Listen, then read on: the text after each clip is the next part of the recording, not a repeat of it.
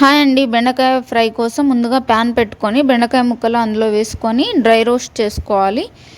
ఇలా కొంచెం వేయించుకోవాలన్నమాట. మగ్గిన తర్వాత తీసేసుకొని ఇంకో బ్యాచ్ కూడా అలాగే చేసుకోవాలి.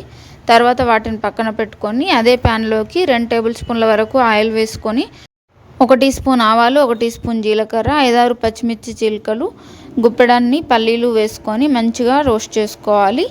పల్లీలు మంచిగా పగిలి వేగుతాయి కదా, అలా వేగేంత వరకు వేయించుకోవాలి. ఆ తర్వాత సన్నగా తరిగిన ఆనియన్, 2 రెమ్మల కరివేపాకు కూడా వేసుకొని మంచిగా వేయించుకోవాలి. ఆనియన్ కూడా మంచిగా వేగాలన్నమాట. తర్వాత పసుపు వేసుకొని ముందుగా వేయించిన బెండకాయ ముక్కలు కూడా వేసుకొని తగినంత ఉప్పు వేసుకొని మూత పెట్టుకొని మీడియం ఫ్లేమ్లో మగ్గించుకోవాలి. బెండకాయ ముక్కలు మంచిగా ఉడికితే బెండకాయ ఫ్రై రెడీ అయిపోయినట్టే. చివరిగా కొత్తిమీర వేసుకుంటే ఎంతో టేస్టీగా ఉండే బెండకాయ fry ready. Thank you for watching. Please subscribe.